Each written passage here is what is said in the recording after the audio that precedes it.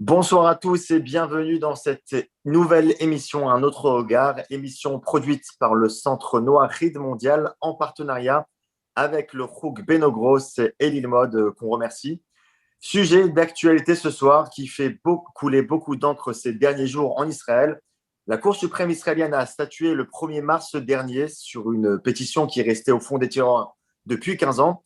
Les personnes converties au judaïsme en Israël par le biais des mouvements réformés Massorti seront reconnues comme juives et ainsi pourront désormais bénéficier de la loi du retour, ce droit à la citoyenneté israélienne. Et forcément, comme tout sujet de société, l'opinion publique s'en mêle, tout le monde est divisé et tout un tas de questions reviennent sur le devant de la scène. Qui est juif? Est-ce qu'en Israël, il faut séparer la religion de l'État? Quelle valeur a réellement cette décision? Et pourquoi ce sujet divise tellement? Mais on va évidemment revenir sur toutes les questions qui concernent la conversion. Qu'est-ce que c'est la conversion? En quoi elle consiste? Et on en parle ce soir avec nos deux invités. Madame professeure Catherine Chalier, bonsoir. Et merci d'être avec nous. Bonsoir. Merci d'être avec nous ce soir. Alors, vous êtes professeur émérite de philosophie à l'Université Paris-Ouest Nanterre, spécialiste notamment de l'œuvre d'Emmanuel Lévinas, de Franz Rosenzweig ou encore de Baruch Spinoza. Vous êtes également auteur de nombreux ouvrages sur le lien entre la pensée juive et la philosophie. Et vous vous êtes vous-même converti au judaïsme. Et en 2011, vous avez publié aux éditions Le Seuil un livre, Le désir de conversion, dont on va parler dans un instant. Merci beaucoup d'être avec nous. Rav Uri Cherki est aussi avec nous ce soir. Merci beaucoup, Rav, Bonsoir. d'être avec nous. Bonsoir. C'est toujours un honneur de vous avoir parmi nous. Vous êtes, Rav Uri Cherki, vous êtes rabbin de la communauté Beth Yehuda dans le quartier Yerushalmitain de Kiryat Moshe.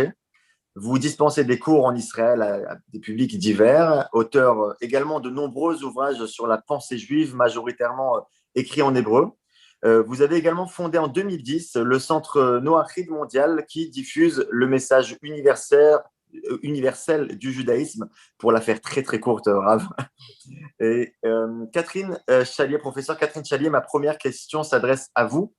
Le judaïsme qui n'a aucune vocation prosélyte, et pourtant, on voit que certaines personnes à travers le monde s'y identifient et veulent engager un processus de conversion pour entrer dans l'alliance d'Israël, à l'instar de Ruth la Moabite, personnage emblématique de la Bible. Quel est l'élément déclencheur, professeur, qui fait qu'une personne lambda, au-delà de s'intéresser à la religion juive, veuille y adhérer, alors que finalement, c'est une religion en apparence remplie de contraintes, de contradictions, et qui porte sur elle beaucoup de responsabilités? Ça, je ne pense pas qu'on puisse donner une réponse univoque à cela parce que chaque personne est aussi unique et a son propre chemin. Et je suppose, en tout cas, que ce n'est jamais, si vous voulez, quand une conversion n'est jamais un acte purement intellectuel, à savoir, on prendrait une encyclopédie et on verrait le judaïsme, le christianisme, etc., et puis on ferait son marché. Donc je pense que ça n'a aucun rapport avec cela. C'est une décision beaucoup plus profonde, me semble-t-il, et c'est une décision, je dirais, qui consiste essentiellement, comme le commande la Torah, de choisir la vie. Alors,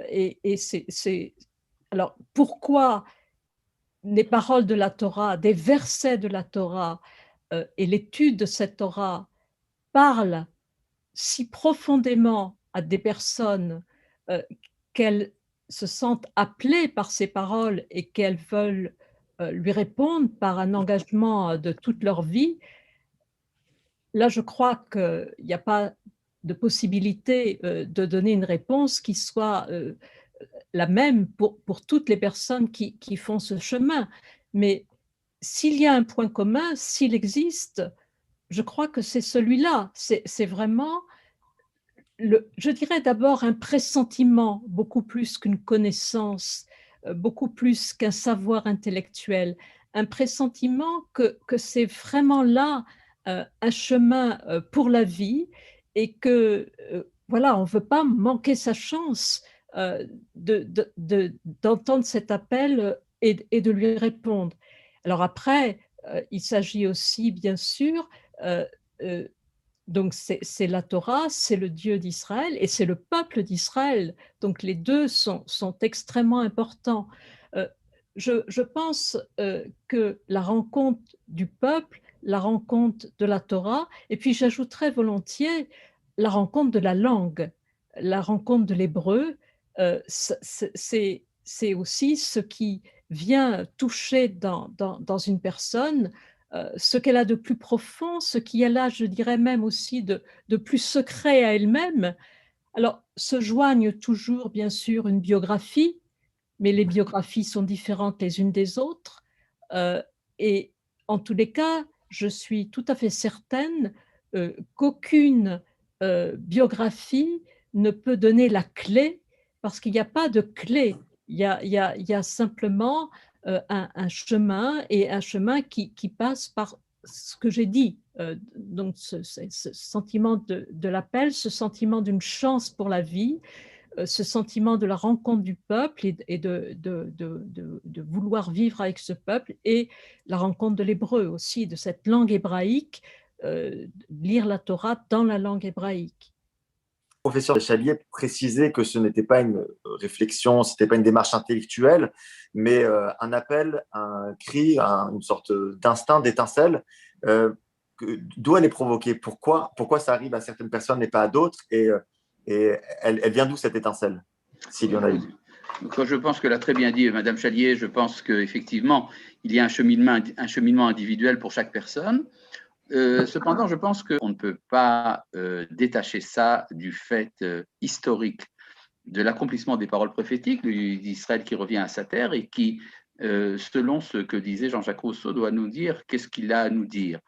Et je pense qu'effectivement, nous vivons une époque où l'histoire est dans un tournant et que ce tournant appelle des individus sur la planète à se poser des questions et à trouver des réponses, entre autres dans le judaïsme. Il y a quand même une remarque qui est importante à mon avis, c'est que nous assistons aujourd'hui à une chute des religions. Les religions ne sont pas en faveur aujourd'hui aux yeux du public, mais il y a d'autre part une ascension de la spiritualité. Et il est probable que certaines personnes ont l'intuition qu'au sein du judaïsme, cette spiritualité a gardé sa pureté, elle n'est pas tombée dans des paganismes ou dans des dogmatismes, et c'est peut-être ça qui contribue en tout cas à des choix de conversion. Sans parler évidemment des conversions intéressées, mais je pense que c'est vraiment un sujet, disons, qui n'est pas central dans le phénomène. Intéressé de parler des personnes qui se marient parce que le conjoint est juif et que du coup il faut... Ou bien tout simplement parce que, contrairement à ce qui se passait il y a un siècle, il est parfois avantageux d'être juif et même avantageux d'être israélien. Ce qui, il y a un siècle, était peut-être exactement le contraire. Vous savez que d'après la halakha, quand une personne se déclare juive, on lui fait confiance parce que ce qui est présupposé par la halakha, c'est qu'être juif n'est pas une bonne chose, ce n'est pas avantageux. Or, aujourd'hui, il semblerait que parfois il y a des avantages à cette situation. On est également, entre autres, protégé par l'État d'Israël et on vit autrement qu'avant.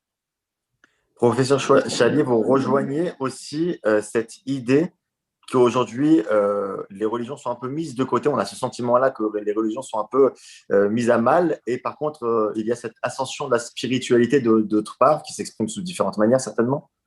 Alors, ça dépend pour des... Voilà, je pense qu'il faut faire une distinction entre des personnes plus jeunes que moi et moi-même. Et en effet, pour les personnes plus jeunes, il y a dans un pays comme la France, par exemple, il y a une déchristianisation absolument énorme. Et donc, moi, j'étais professeur donc, des étudiants censés être cultivés puisqu'ils étudient la philosophie, mais ne savent rien du tout, vous savez, ni sur le judaïsme, ni sur le christianisme, ni rien du tout. Et en effet, il peut y avoir chez eux un désir de spiritualité qui est assez vague finalement, et donc qui peut aller dans une direction, dans une autre. Mais pour des gens plus âgés, donc comme des personnes de ma génération, je pense que c'était malgré tout différent parce que le christianisme, dans un pays comme la France en tous les cas, était une religion quand même plus vivante, mais aussi euh, bon, une façon aussi de la façon dont il était transmis, enseigné. Euh, Disons les choses comme ça parce que je ne veux pas attaquer quiconque, ça me semble totalement déplacé. Je dirais que les témoins sont pas toujours à la hauteur du message, et ça c'est vrai de toutes les religions. Et donc, quand les témoins ont été des témoins qui, pour des raisons différentes, eh bien, n'ont pas su, n'ont pas pu euh, transmettre des paroles de vie, des paroles qui donnent du sens à la vie, qui encouragent à choisir la vie, qui encouragent à la création, eh bien, où on se laisse décourager, où on, voilà, on a la chance de rencontrer d'autres paroles, d'autres personnes. Voilà, je dirais ça comme ça. Bravo, Cherki, dans toute cette question de conversion, évidemment, et sur la manière de se convertir, on revient toujours à l'éternelle question qui revient sur le devant de la scène, c'est toujours à savoir l'éternelle question de qui est juif, qui fait débat depuis des millénaires. On sait que depuis la loi de Moïse, tout enfant né d'une mère juive est juif. On a l'impression que cette loi, elle devient de plus en plus caduque. Disons qu'il y a des phénomènes sociologiques qui s'ajoutent à cette loi originelle. La halakha n'est pas universellement reconnue comme étant l'autorité. En tout cas, la halakha ne se modifie que de l'intérieur. Et donc, quelles que soient les prises de position de tel ou tel mouvement qui vont essayer de redéfinir l'identité juive ou l'appartenance au peuple juif, de toute façon, la halakha restera quasiment, je ne veux pas dire absolument, mais quasiment la même. En tout cas, si on revient donc au problème de la Cour suprême et de sa récente décision, bon, alors évidemment, c'est un débat qui existe depuis des dizaines d'années au sein de la société israélienne. Comment définir un juif? Et entre autres, le problème du statut des conversions de toutes sortes. En tout cas, il y a une chose qui est problématique, à mon avis, au sens de la logique pure. L'État d'Israël est une émanation du peuple juif.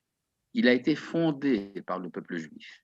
Donc, l'État d'Israël, de ce point de vue-là, est un délégué et le peuple juif est son délégateur. Or, le délégué n'est pas attitré à définir qui c'est qui le délègue. C'est-à-dire, ce n'est pas simplement un problème, disons, de procédure juridique qui fait qu'on va définir de telle ou telle manière qu'est-ce qu'on va inscrire sur un document du ministère de l'Intérieur. C'est quelque chose de beaucoup plus profond. La décision de savoir qui fait partie d'Israël, cette décision n'est pas née avec l'État d'Israël, c'est né avec le peuple juif. Or, c'est au peuple juif de se définir. Alors, évidemment, on aura ici un problème, le problème de l'autorité. Il n'y a pas aujourd'hui une autorité centrale reconnue par l'ensemble des Juifs qui définirait qui est juif, mais on peut parler d'une certaine manière d'un consensus. Or, le consensus de la société israélienne, et là je pèse mes mots, c'est un consensus orthodoxe.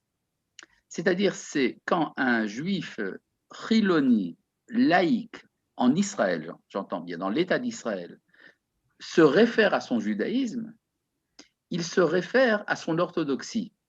Alors évidemment, cette orthodoxie est diluée, de plus en plus diluée, mais de toute manière, elle reste quand même le point de référence de l'identité juive en Israël. Et c'est intéressant de voir justement que les tentatives juridiques de changer ce statut sont portées non pas par des défenseurs du judaïsme ou par des amis de la pluralité, c'est tout à fait différent. C'est en général porté par des ennemis de la religion juive, c'est-à-dire par ceux qui voudraient nier le caractère juif de l'État. Or, une des stratégies, c'est justement de parler de monopole de l'orthodoxie. Or, ce monopole n'est pas simplement un monopole légal, c'est un monopole qui fait partie du consensus de la société israélienne. C'est-à-dire, il y a ce qu'on appelle la synagogue dans laquelle je ne vais pas. La synagogue dans laquelle l'Israélien Chiloni ne rentre pas, c'est la synagogue orthodoxe. C'est-à-dire, quand on dit que l'ensemble du peuple juif n'est pas orthodoxe, en fait, c'est se moquer un peu du monde. Et donc, de ce point de vue-là, je pense que ce qu'aurait dû faire la Cour suprême, peut-être qu'elle n'avait pas le choix sur le plan de la procédure formelle, mais ce qu'elle aurait dû déclarer, c'est que ce genre de questions, qui sont des questions fondamentales d'identité, ne relèvent pas du droit. C'est quelque chose qui est dans l'être. Et ça, c'est l'histoire qui finalement décidera de comment est-ce qu'on définit le juif. Oui, mais Rav Cherki, si je peux me permettre, il y a toujours cette confusion. Du coup, vous avez dit c'est au peuple de définir qui il est. Mais donc, Oui. si vous voulez, à l'échelle individuelle, à la limite, ça qu'importe n'est même pas la prérogative de l'État d'Israël. Le problème, ce n'est pas que c'est la Cour suprême contre l'exécutif ou contre le législatif. Même la Knesset et même le gouvernement israélien ne sont pas attitrés à définir quelle est la mouvance historique qui les a envoyés sur la scène historique.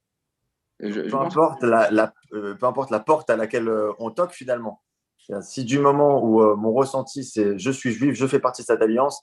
Et, Alors là, vous aurez donc un problème donc d'autorité. Or, cette autorité a une tradition. La tradition, c'est finalement la tradition rabbinique, qu'on le veuille ou qu'on ne le veuille pas. En tout cas, il faut bien se dire une chose, c'est que les mouvements réformés, massorati, conservatifs, avec tout le respect que je peux avoir pour leur position, il faut bien savoir que ce sont des mouvements qui se sont détachés du tronc originel. Ce n'est pas qu'il y a au départ plusieurs mouvances au sein du peuple juif. Il y a eu un détachement par rapport à un tronc originel. À la limite, si on vivait à l'époque du deuxième temple, alors on aurait pu parler des Sadducéens, des pharisiens, des Esséniens, et que chacun définisse son judaïsme à sa manière. À l'époque, on pouvait parler de différents courants au sein du peuple juif. Mais il y a quand même une tradition qui est la tradition pharisaïque, qui est celle qui est restée dominante dans l'histoire et qui finalement a eu le monopole de la continuité de l'identité juive. Et ça, je pense qu'on ne peut pas ne pas en tenir compte. professeur Chalier, plus concrètement, qu'arrive-t-il à un futur converti qui se trouve aux portes du tribunal rabbinique et qui veut se convertir aujourd'hui? Qu'est-ce qui se passe? Quel est tout ce processus?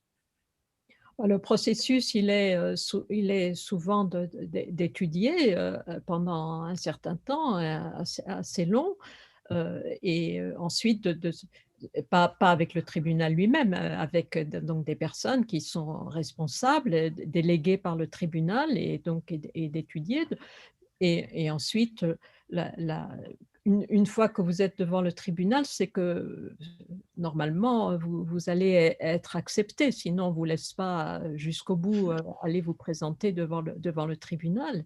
Et puis donc voilà, et ensuite, donc, il y a le mikvé, il y a la circoncision, et donc alors c'est vrai que moi, je ne sais pas exactement comment ça se passe maintenant au consistoire, parce que lorsque je me suis convertie, c'était il y a vraiment très longtemps, et donc je ne sais pas exactement ce qu'il en est maintenant. D'après ce que je crois que j'ai entendu, c'est très difficile. Oui. En Israël, un peu moins quand même. Très difficile. Oui. Le montant, encore une fois, ça fait vraiment très très longtemps, c'était pas du tout insurmontable. Oui. Mais c'est-à-dire on vérifie l'honnêteté de la personne dans sa démarche. C'est très compliqué à estimer. C'est l'intérêt, l'honnêteté. Pas beaucoup de questions en fait sur ce qui vous motive intérieurement. Pas Okay. tellement, pas tellement, non. Mais ce qui est découragé et même refusé carrément, hein, c'est toute conversion si vous voulez vous marier. Ça c'est sûr.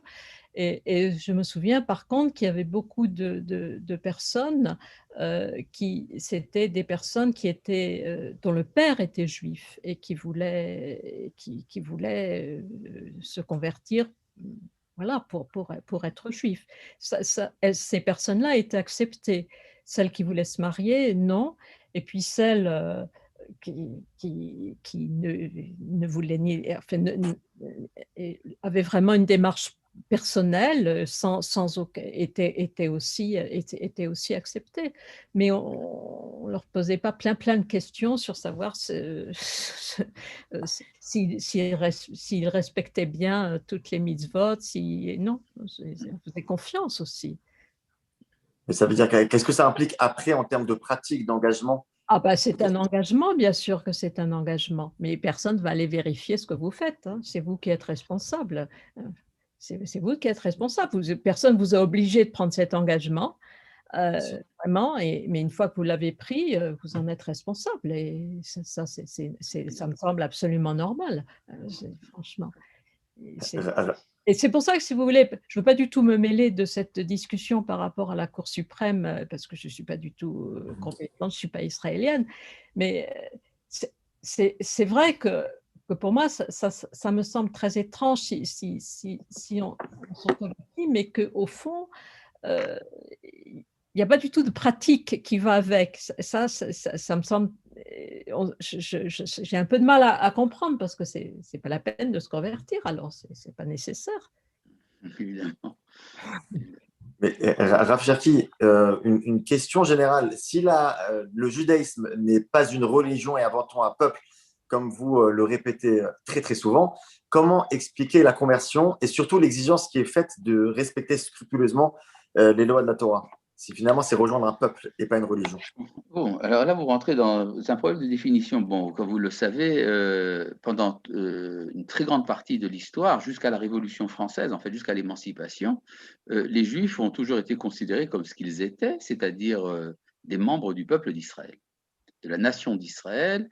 Les Juifs en France étaient des ressortissants du royaume de Juda, des Judéens en exil, c'est-à-dire ils portaient avec eux un passeport d'un État qui avait disparu, et ils étaient la nation juive sous protection du roi de France. Et c'était à peu près la même chose un peu partout.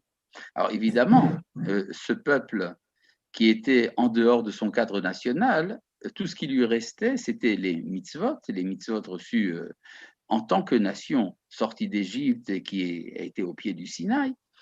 Et finalement, ça ne pouvait pas ne pas apparaître comme un culte, comme une confession parmi les confessions.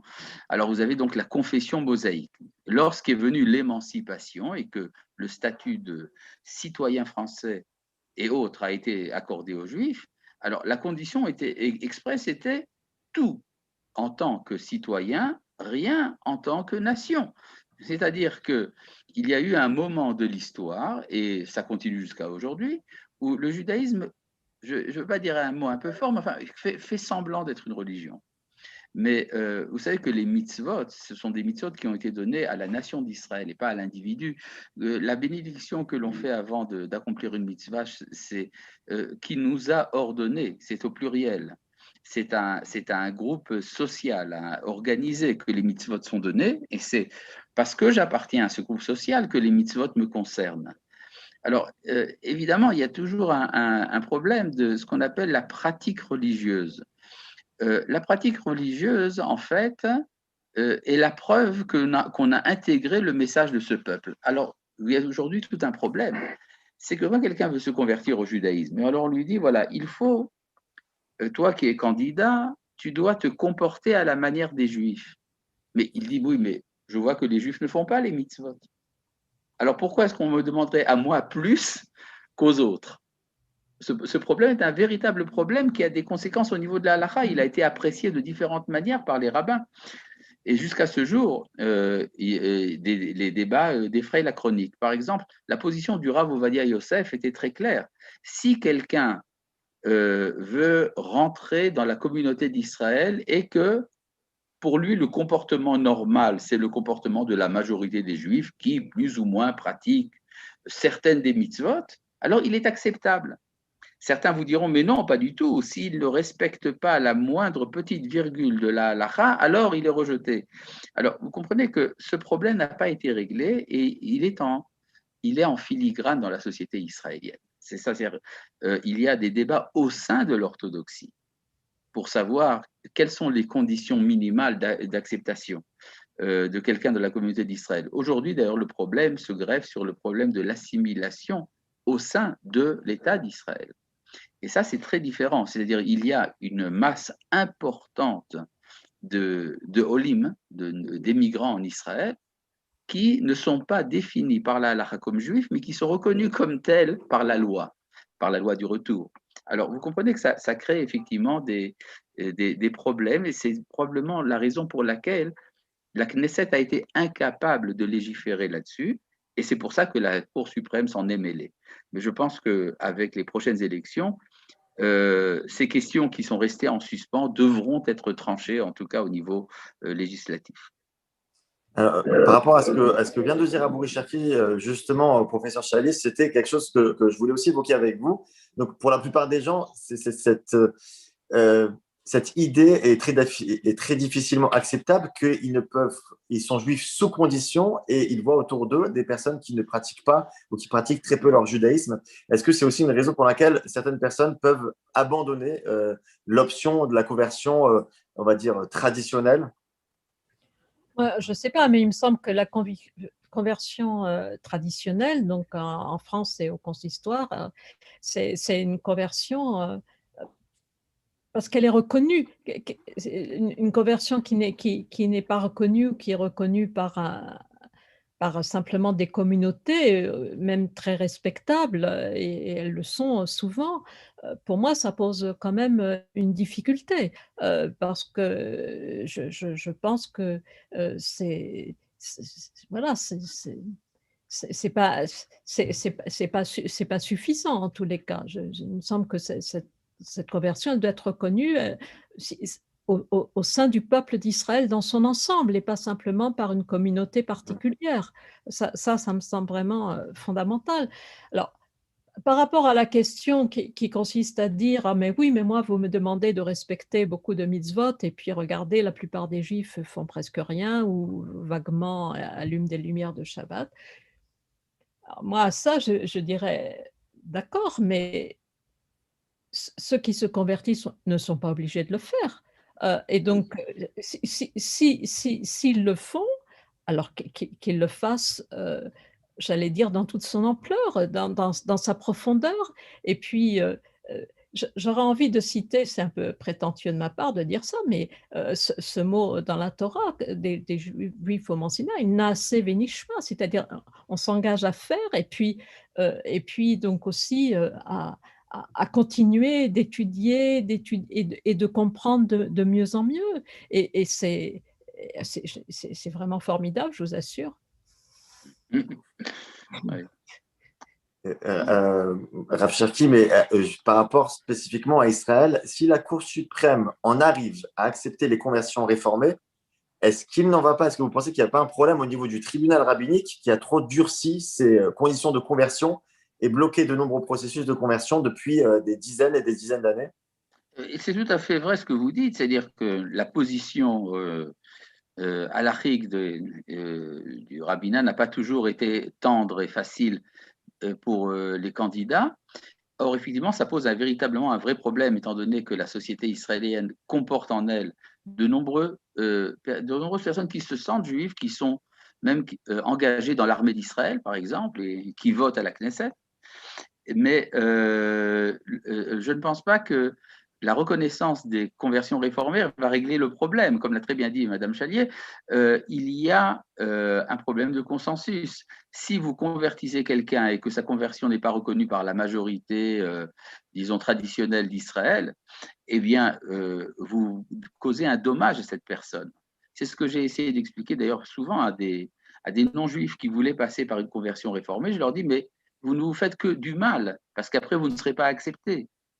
Alors, évidemment, alors, il y aurait effectivement un cheshbon nefesh, une réflexion à entamer au niveau des tribunaux rabbiniques, mais enfin, je ne pense pas que la solution soit le judaïsme réformé. Bien au contraire. D'ailleurs, ce judaïsme réformé est important au niveau numérique en Amérique du Nord.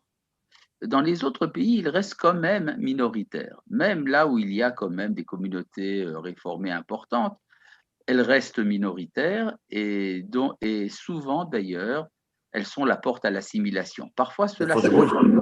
Elles font du bruit. Oui, Ça fait du bruit, effectivement. Je pense qu'il faut quand même une certaine retenue. Je pense que certains réformés et conservatifs peut-être comprendront ma position. Pourquoi, Rav Cherki, on ne prend pas plus en compte, en tout cas en Israël, les conversions Tsoar? C'est un système de conversion qui a été mis en place en Israël et qui répond aux besoins en particulier de la grande alia des pays de l'ex-Union soviétique. Il y avait à l'époque une pratique répandue au sein de Tzal aussi, et qui a été mise en place par l'ancien rabbin Rishon LeZion, Rav Doron, si je ne me trompe pas de son nom. Et pourquoi cette alternative n'est pas mieux prise en compte? Bon, écoutez, le problème des conversions, par exemple, à Tsahal, j'ai pu moi-même me rendre compte sur le terrain du sérieux, justement, de ces conversions, mais ça ne règle le problème que d'une fraction. La majorité des candidats à la conversion à Tsahal, finalement, ne se convertissent pas au judaïsme, et finalement, le problème est repoussé à la génération d'après. Mais disons que je voudrais être un peu optimiste quand même. Quand quelqu'un entre dans la nation d'Israël et que cette nation d'Israël aujourd'hui n'est pas, disons, fidèle aux mitzvot, je ne voudrais pas dire religieuse, mais je pense que nous avons tous cette émouna, cette foi, que le peuple d'Israël fera teshuva, reviendra à la pratique des mitzvot, d'ailleurs de manière beaucoup plus profonde que la manière dont ça s'est fait pendant le temps de l'exil. Et donc, dans cette mouvance, l'ensemble de ceux qui se seront associés feront teshuva avec tout le peuple d'Israël. C'est-à-dire, si effectivement on considère que le judaïsme a un sens et qu'il n'est pas en train de disparaître, eh bien, donc, il va se renforcer, il va se vivifier. Et donc, tous ceux qui se seront associés d'une manière ou d'une autre participeront de cette ascension.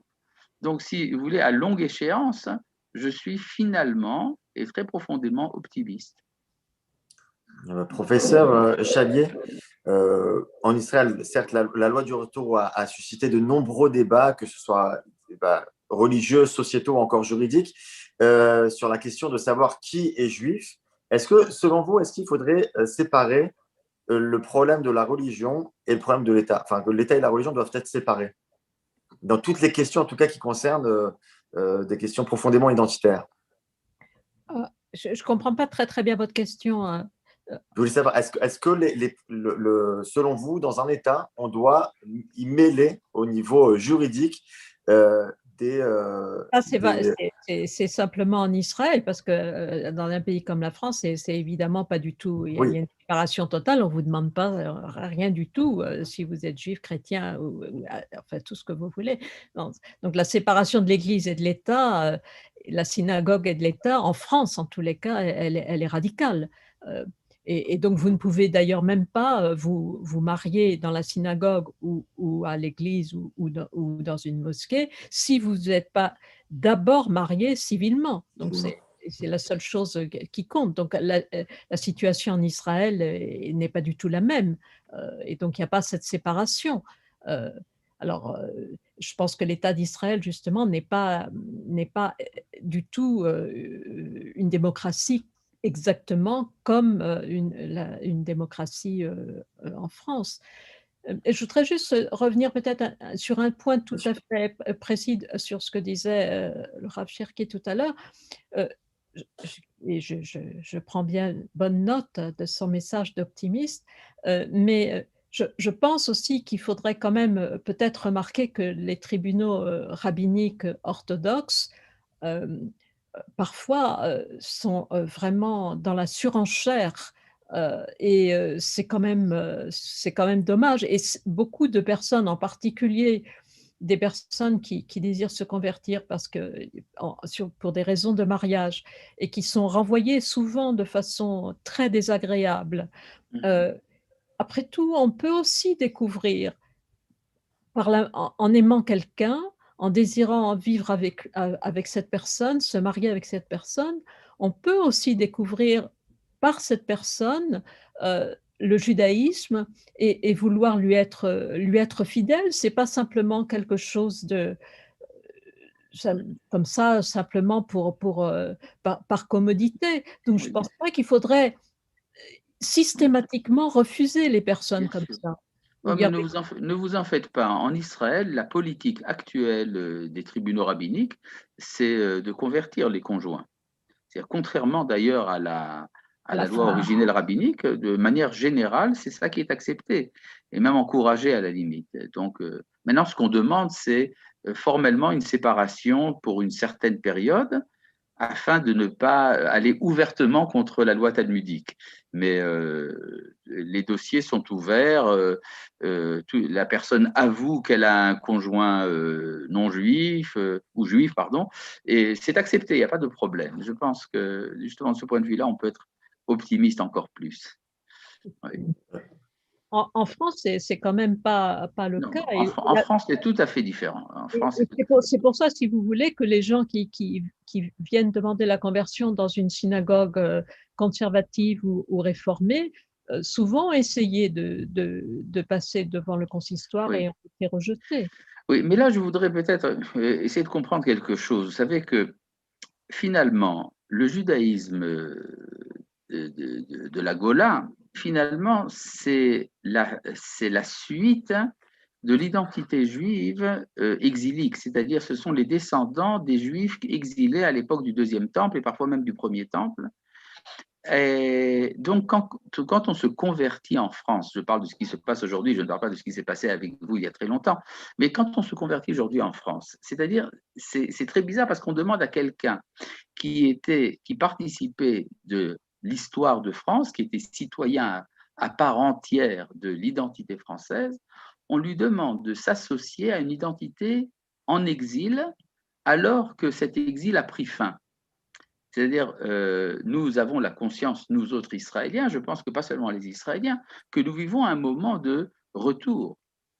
Et donc, il serait logique, si déjà on veut s'associer à l'histoire d'Israël, de s'y associer en tant qu'Israélien. C'est pour ça que, bon, je ne veux pas dire si la politique de conversion aujourd'hui en France est bonne ou pas bonne, si elle est sympathique ou antipathique, mais il y aurait une certaine logique à dire si déjà vous êtes intéressé à participer à l'histoire de ce peuple, eh bien, rendez-vous dans le pays de ce peuple. Je pense qu'il y aurait une certaine logique à cela. Professeur Cherki, sur les propos du Rav Cherki concernant ce temps du retour, Oui, comment vous le percevez? ce temps du retour, peut-être qu'il faut aussi que les personnes fassent d'abord ce chemin en elles-mêmes et que c'est pas, ça viendra. Peut-être pour certaines d'entre elles, c'est un chemin qui n'est pas encore faisable, qui n'est pas encore possible. Et j'aurais aussi tendance à penser, mais ça c'est un autre sujet, mais que c'est encore important qu'il y ait des Juifs en Gola, comme vous dites. Je pense que c'est encore important et c'est aussi en solidarité avec Israël. Et j'aurais tendance à penser que c'est pas forcément contradictoire et que cette présence des Juifs en Gola et en alliance très très profonde avec Israël euh, n'est pas rien. Certes, d'accord. Bon, enfin, de toute façon, on n'est pas là C'est pour. un autre sujet. C'est un autre sujet. Rav Cherki, par rapport à tout ce que vous avez dit précédemment, il y a cette ambiguïté en fait qui me tracasse dans vos propos, c'est qu'en fait, on a l'impression d'avoir en fait une même loi pour deux histoires différentes.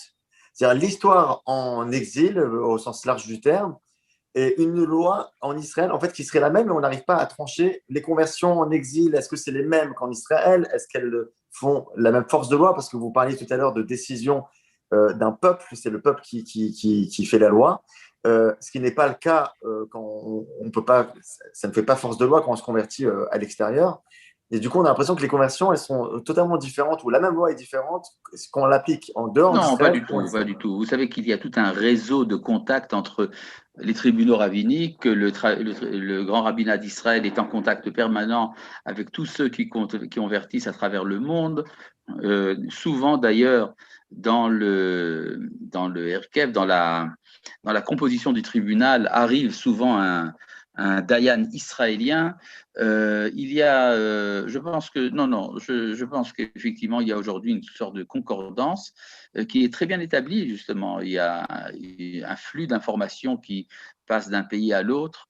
Aujourd'hui, nous avons les technologies tout à fait adaptées à ce genre de choses. Non, je ne suis pas du tout inquiet de ce point de vue-là. Il y a une seule et même loi. Alors évidemment, vous pouvez avoir entre deux tribunaux une divergence sur les modalités d'application de cette loi, mais ça a toujours été le cas dans le cadre de la halakha. Alors, qu'est-ce qui vous inquiète alors? Enfin, si on doit s'inquiéter de quelque chose. Bon, vous savez, vous êtes mal tombé parce que avec mon optimisme permanent, je vois que même les situations de crise sont pour moi des occasions de transformation. Mais si quelque chose m'inquiète, c'est justement le fait que on risque de mentir à des candidats à l'adhésion au judaïsme en leur disant bah, vous n'êtes pas obligé de passer par telle et telle procédure. Et comme l'a si bien dit d'ailleurs le professeur Chalier, que, il faut rentrer dans le consensus d'une identité. Bon, mais si vous voulez, ce qui m'inquiète, moi, beaucoup plus, ça serait l'assimilation massive de nos frères en dehors d'Israël. Je suis inquiet de certaines prises de position, disons, qui découlent d'ailleurs de l'ignorance qu'on peut trouver dans le public avec l'adoption des idéologies postmodernistes, etc. Mais vous savez, on est là pour travailler, on n'est pas là pour se reposer sur nos lauriers, on a tout le temps après la vie pour ça. Professeur Chalier, est-ce que l'assimilation en France, pour le coup, est-ce qu'elle vous inquiète? Est-ce que vous la sentez, vous voyez qu'elle accélère? L'assimilation, oui, elle est très importante, mais euh, je pense que quand même le lien à Israël des Juifs français est très très fort. Et donc, ça, c'est ce qui empêchera certainement cette assimilation de réussir pleinement. Le Oui. lien est vraiment très fort à Israël. Je pense que c'est important voilà, Bien c'est sûr. très important. Mais ce qu'il faudrait aussi davantage, c'est des lieux d'études, vraiment, parce que dans les synagogues, et ça je vois bien la différence quand je vais en Israël et quand je suis ici, dans les synagogues, il y a très peu de jeunes gens. Les synagogues, les personnes sont des personnes plus âgées. Et donc, les jeunes gens ils viennent pour la bar mitzvah, pour le mariage, et puis voilà, et puis ils redisparaissent. Et donc, alors, bien sûr, ils fêtent sans doute les Pessah et tout ça, mais c'est pas, enfin, je sais pas, pour moi, c'est pas une vie d'études, c'est pas ça, et c'est tellement dommage parce que, enfin, l'étude est tellement riche et tellement profonde, elle apporte tellement de choses, donc je pense que ça, c'est vraiment dommage, et ça fait pas le poids. Et, et, et ça fait pas le poids par rapport à toutes les idéologies ambiantes.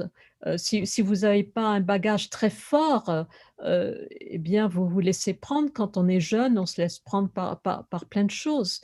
Donc, alors qu'en Israël, il y a quand même beaucoup plus de lieux d'études. Et puis, bon, il y a l'hébreu, enfin, la langue, hein, ça, c'est tout à fait fondamental. Donc, au final, la solution, vous venez de la dire, la solution à tout ce problème, c'est Israël, puisque apparemment c'est la seule alternative au problème de l'assimilation, au problème de ce.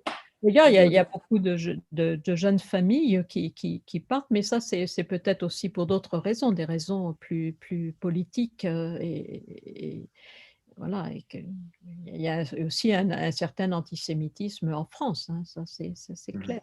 Bon, il De nous toute reste. façon, aujourd'hui, nous avons des technologies, parce que quand on parle de lieux d'études, aujourd'hui, les technologies peuvent être sans lieu concret, et grâce à Lilmod et à Britolam et à Hugh Benogros, qui sont nos partenaires ce soir, je pense que des choses évoluent, évidemment. Oui, sans Alors, parler il nous reste 10 petites minutes. Juste avant l'émission, on a posé sur les réseaux sociaux, on a demandé aux personnes de nous poser des questions sur ce sujet-là, à vous, chers intervenants. Une première question. Le Rav Cherki a dit du judaïsme qu'il a gardé sa pureté. Pourtant, le judaïsme aussi est en baisse. Les synagogues se vident tant en France que dans les villes côtières d'Israël. Où est sa pureté? Je voudrais dire quelque chose. Vous savez, j'ai remarqué une différence fondamentale entre les synagogues de France et les synagogues d'Israël, même quand elles sont remplies de francophones. C'est que la prière du Shabbat matin dans une synagogue moyenne en France dure 4 heures. En Israël, ça dure 2 heures, tout simplement. Il y a donc une différence. Et c'est très simple. Je pense que la synagogue, si vous voulez, pour le juif qui a vécu pendant le temps de l'exil, la synagogue, c'était le lieu où il rencontrait Eretz Israël. Eretz Israël, Angola, ben c'est la synagogue. Or, on aime son pays. Or, si le pays, c'est dans les murs de la synagogue, alors on va y rester le plus longtemps possible. Tandis qu'en Israël, même en dehors de la synagogue, c'est Israël. Ce qui explique la hâte qu'ont les juifs israéliens de sortir de la synagogue. Parce que pour eux, si vous voulez, cette sainteté se retrouve dans l'ensemble de la vie et pas uniquement dans la vie cultuelle ou dans la vie religieuse. C'est-à-dire qu'il faut bien se dire qu'aujourd'hui, nous vivons un temps assez extraordinaire, ce temps dans lequel on peut dire que la Shekhinah, la présence divine, revient au sein d'une nation et que donc, quand vous êtes sur une autoroute entre Tel Aviv et Haïfa aujourd'hui, eh bien, vous vivez un moment très intensément juif. C'est ce moment du retour. Et donc, je pense qu'au contraire, il y a aujourd'hui, si vous parlez d'un abandon des synagogues, c'est parce qu'il y a une recherche d'une plus grande dimension de ce même judaïsme. Et cette dimension, d'ailleurs, se fait au niveau de la synergie qu'il y a aujourd'hui entre les différentes composantes de la société israélienne, qu'elles soient d'ailleurs religieuses ou même parfois anti-religieuses. Tout cela procède, si vous voulez, d'une dialectique qui va créer une synthèse qui, à mon avis, est très porteuse de messages et très porteuse de sens dans la génération à venir. Donc, je ne suis pas du tout inquiet de ce point de vue-là. Professeur, j'avais une question pour vous. Je pense qu'on en a répondu partiellement pendant cette émission. Pourquoi est-ce si difficile de se convertir au judaïsme? Question relativement simple. Pourquoi c'est si difficile? C'est si difficile, ça dépend des tribunaux rabbiniques qui le rendent parfois très très difficile, voire insurmontable pour certaines personnes. Mais c'est peut-être qu'ils veulent mettre à l'épreuve de voir si on désire vraiment, mais si c'est une mise à l'épreuve qui parfois prend des proportions peut-être extrêmes dans certains cas, mais voilà, je sais pas, c'est donner le sentiment que la porte n'est pas grande ouverte, mais entrouverte. Oui, ça nous rappelle certaines images sur des portes étroites qui appartiennent à un autre domaine. Simplement, je voudrais peut-être rappeler que s'il y a une difficulté d'ouvrir les portes du judaïsme, il y a également une difficulté qu'on rencontre souvent chez les juifs quand on leur dit quelque chose qui a priori devrait être une banalité, c'est que le judaïsme a un message universel. Et bon, c'est ce que nous essayons de promouvoir dans Britolam, le Centre Noachide mondial, mais cette idée que les Juifs ont quelque chose à dire à l'humanité est quelque chose qui est parfois occulté. Je me rappelle d'ailleurs, dans ma jeunesse, on connaissait les synagogues en France, ben, c'était pas difficile de rentrer dans une synagogue, la porte était ouverte. Aujourd'hui, si vous cherchez une synagogue, alors vous cherchez où est-ce qu'il y a la police, et parfois même des soldats armés. pour savoir où est-ce qu'il y a une synagogue. C'est un judaïsme qui est en forteresse, qui est en bastion. Et il faut éviter de tomber justement dans le piège selon lequel le judaïsme ne serait qu'une sorte d'option personnelle. Non, le judaïsme a quelque chose à dire à l'humanité. La loi noachide, elle existe, la morale d'Israël, elle existe. Elle ne demande pas forcément d'ailleurs la conversion. Nous vivons aujourd'hui un temps où il y a un intérêt de l'humanité pour ce qui se passe au sein du peuple juif, sans que la conversion soit forcément envisagée. Et je pense que c'est un phénomène dont il faut tenir compte également. Baruch Hashem, aujourd'hui, nous voyons qu'il y a effectivement une recrudescence d'intérêt pour les messages du judaïsme, pour le message biblique et même pour la tradition talmudique. D'ailleurs, je pense que M. Lévinas, que Mme Chalier a approfondi, justement, n'est pas étranger à ce regain d'intérêt, mais je pense que c'est une voix qui n'aurait pas pu être entendue de manière sérieuse, par exemple, au début du XXe siècle. On peut être très étonné quand on entend un philosophe comme Bergson penser que le christianisme est supérieur au judaïsme parce que le christianisme serait universel alors que le judaïsme serait particulariste. Alors qu'en fait, c'est exactement le contraire. En dehors de l'Église, pas de salut, tandis que Israël ne demande pas la conversion justement pour participer au bonheur humain et à l'adhésion à Dieu. Je pense que c'est important également de s'en rappeler. Je voudrais relever, puisque vous avez cité le nom d'Emmanuel Lévinas, que justement, ce qui est très important dans cette pensée, et je pense que c'est pour cela aussi que beaucoup de personnes ont été attentifs à elle. Lévinas, il dit que toute son œuvre est aussi marquée par le pressentiment et le souvenir de l'horreur nazie. Et en même temps, quand vous étudiez son œuvre, vous voyez que c'est une œuvre qui n'est absolument pas désespérée. C'est une œuvre justement qui est portée par la responsabilité pour les êtres humains et par un certain espoir. Et donc, là, c'est peut-être aussi le cœur à vif du judaïsme, justement. Comment, quand on a touché l'abîme, eh bien, malgré tout, en dépit de tout, on continue à transmettre une parole qui est une parole de responsabilité pour les hommes et une parole d'espoir. Et ça, je crois que c'est quelque chose d'absolument inouï. Oui. Parce qu'on pourrait s'attendre plutôt après à du désespoir absolu, après d'avoir vécu ce qu'il a vécu. Et non, pas du tout, pas du tout. Et je crois que même sans le formuler comme je le dis à l'instant, beaucoup de gens quand même sont conscients de cela.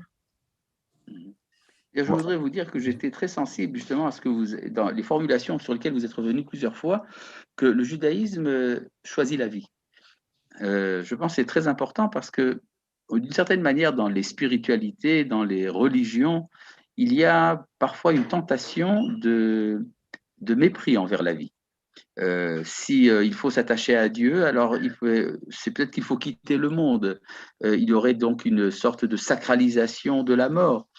Et je pense que vous avez touché le point quand vous dites que ce que la Torah nous demande, c'est de choisir la vie, qui n'est pas une chose évidente, évidemment. Et quand vous liez ça à l'espérance, je pense que c'est plus fort. J'ai une toute dernière question pour les 2 dernières minutes qui nous restent. Pour vous, Rav Cherki, si on considère que l'État d'Israël est le représentant de l'Alliance, doit-on autoriser les conversions en dehors d'Israël?